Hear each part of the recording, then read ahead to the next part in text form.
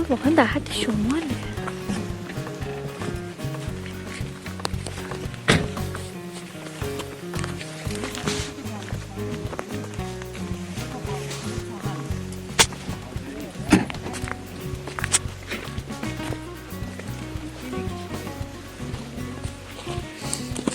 رباط علاقه بند چقدر خراب شده.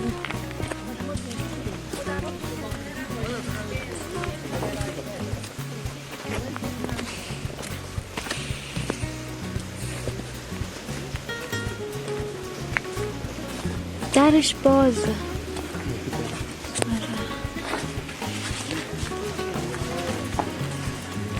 صفوی و قاجاری تیموری. او این خیلی قدیمیه.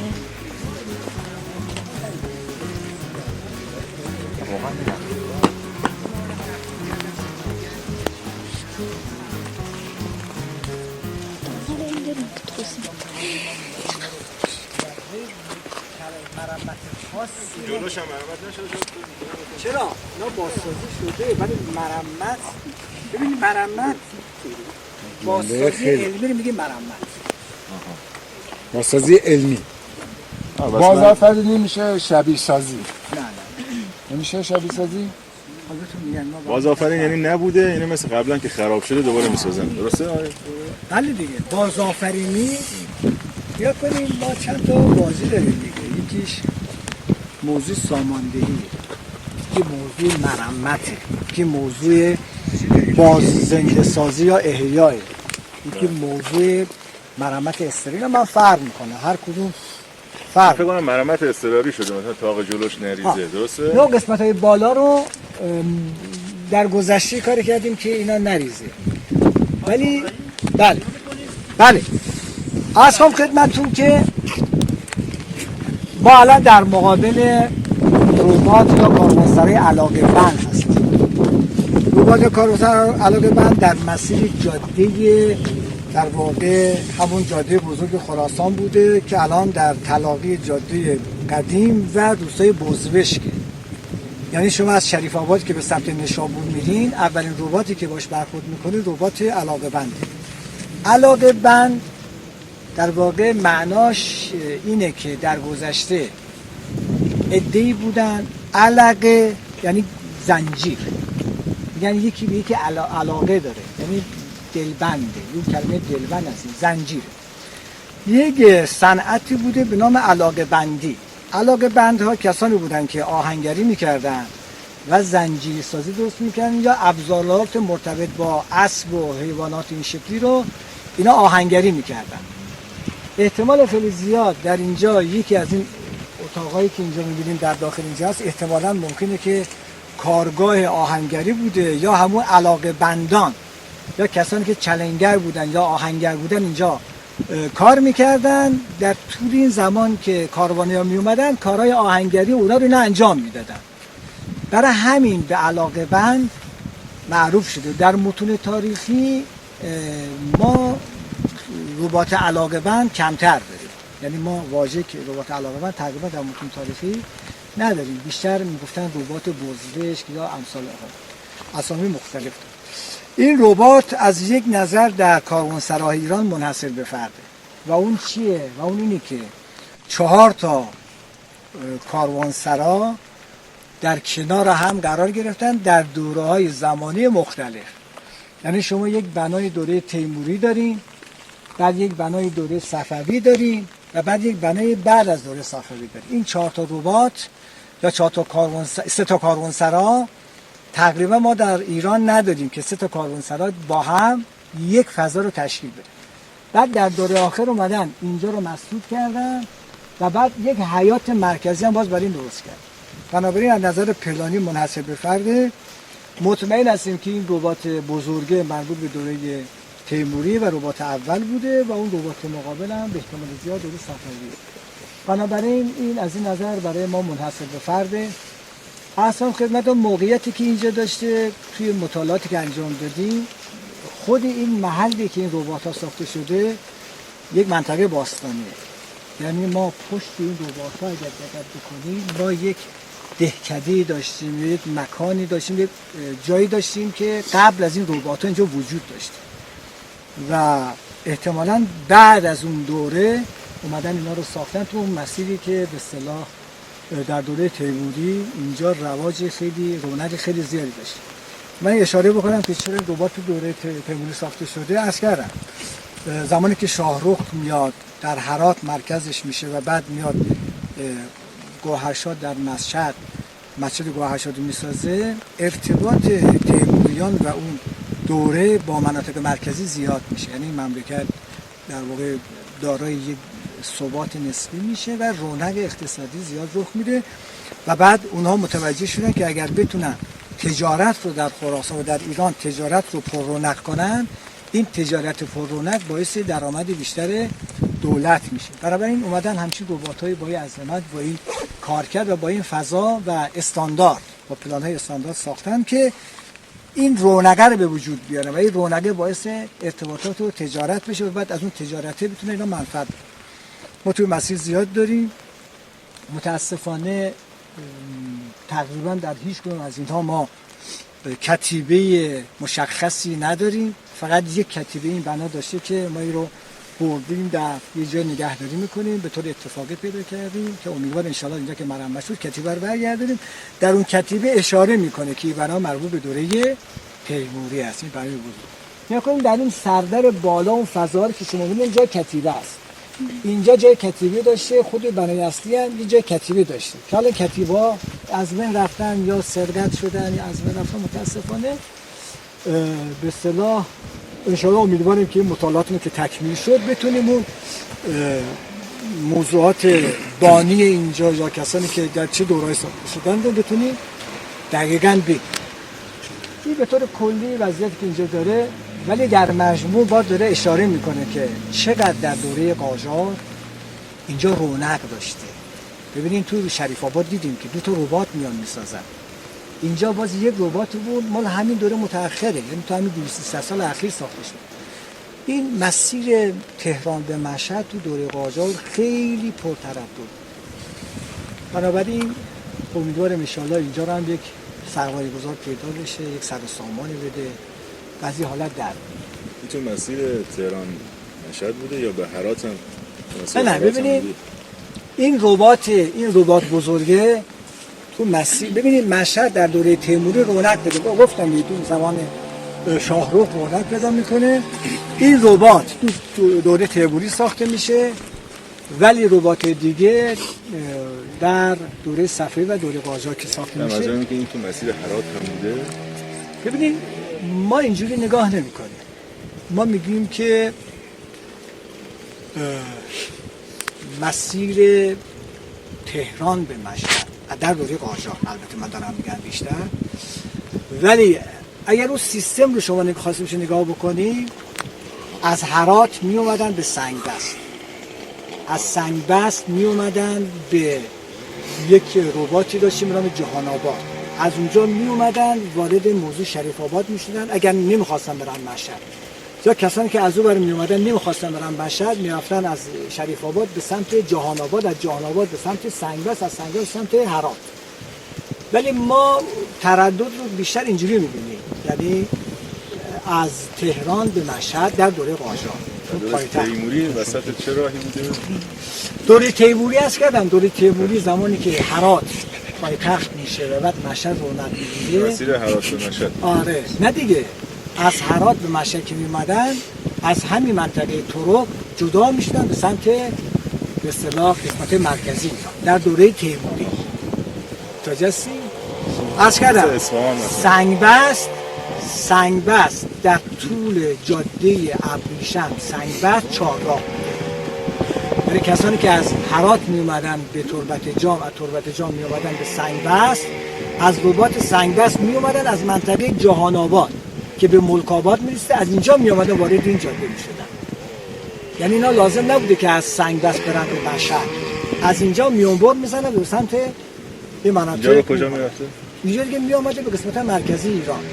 شما در دوره تیموری یکی از پایتخت‌ها، حتی پایتخت اصلی بودی منطقه هرات و ایناست، ولی شهرهای مثلا یزد، اصفهان، به خصوص مناطق آذربایجان و مناطق هم تو دوره تیموری خیلی پررونق بود.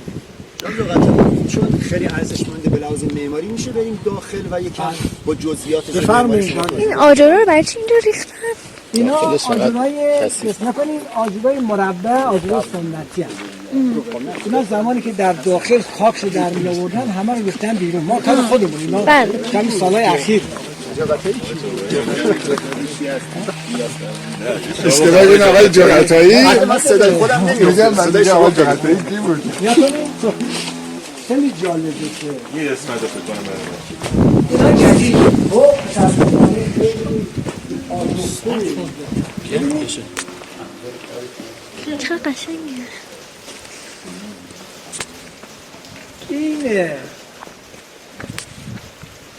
این رباتی که الان شما ببینید این ربات قدیمی این ربات یه مجموعه است.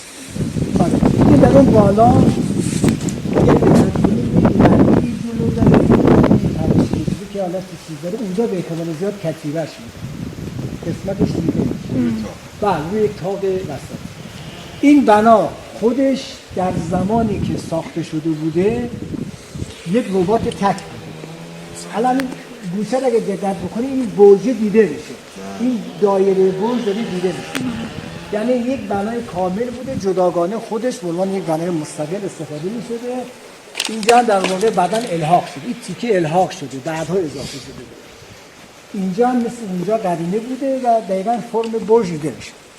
بعدها در دوره عسکر احتمالاً در دوره بعدی شاید دوره صفوی باشه میان این ربات رو بهش اضافه میکنن، این ربات بهش اضافه میکنن و این حیات رو اضافه میکنن و بعد در دوره بعدی باز دوباره این قسمت دیگر رو بهش اضافه میکنن.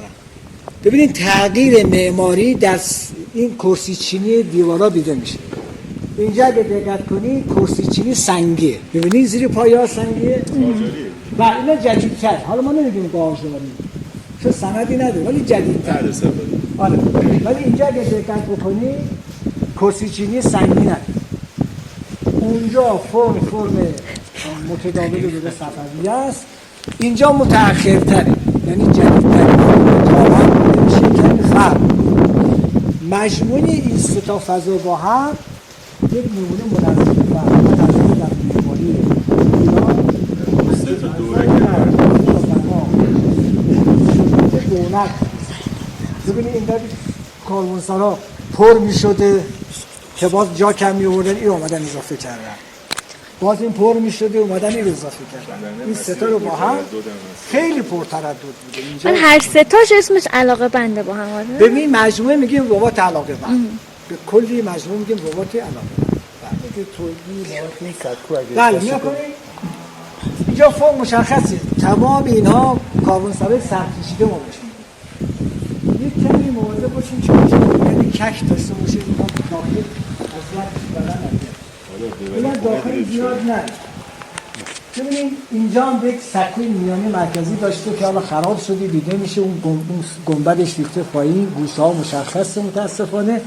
البته ناگفته نماند که ما اینجا هم توی سالهای گذشته خیلی خاک برداری داشتیم، یعنی چندین کابلی ما اینجا خاک برداری داشتیم، ولی بالاخره باید یک فکر اساسی بکنیم برای اینکه اینجا از این حالت در بیاد. حالا امیدوارم ان شاءالله به مرور زمان دنبال یک سرمایه‌گذار هستیم که اگه بشه این مشروع رو بهش بدیم و خب خیلی هزینه سنگینی هم خواهد داشت، شاید چندین میلیارد اینجا هزینه خواهد داشت که امیدوارم ان شاءالله ببینیم چی میشه موضوع.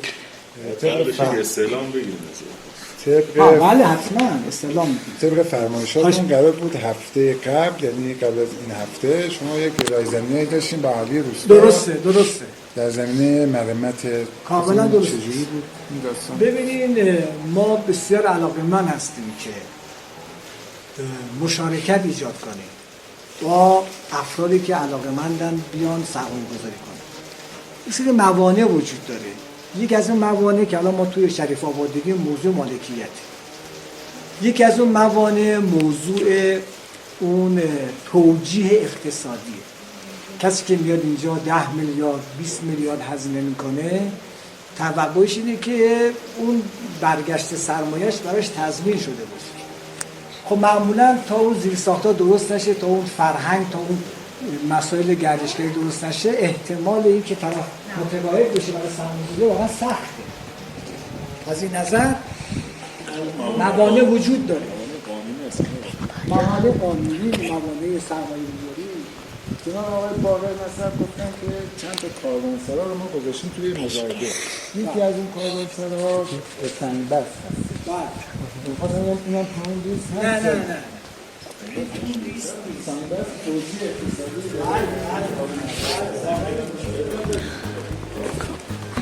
بخونین الان آره اون از کدام شبیه اون نمونه که ما شبیه اون نمونه که ما در شریف آباد داشتیم دوستان دوباره اون فضای میرانی هست در اون با انداز هم که توی شاخشی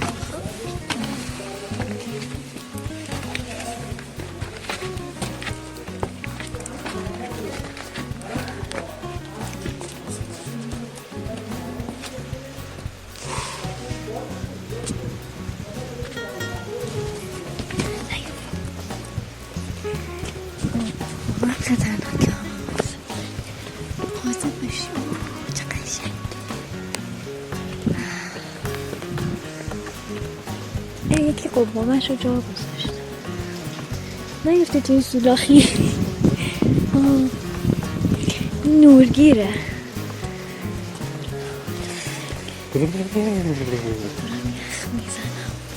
چقدر قشنگی اینجا واقعا شماله. عجیبه.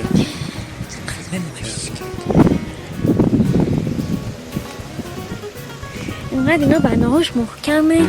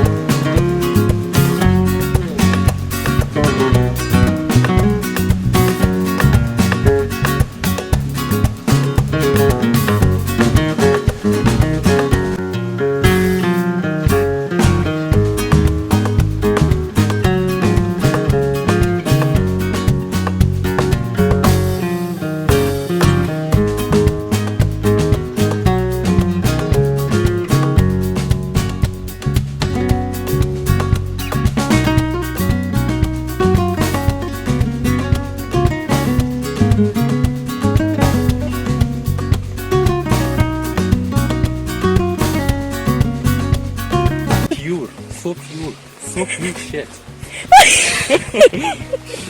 Piece of shit. piece of shit.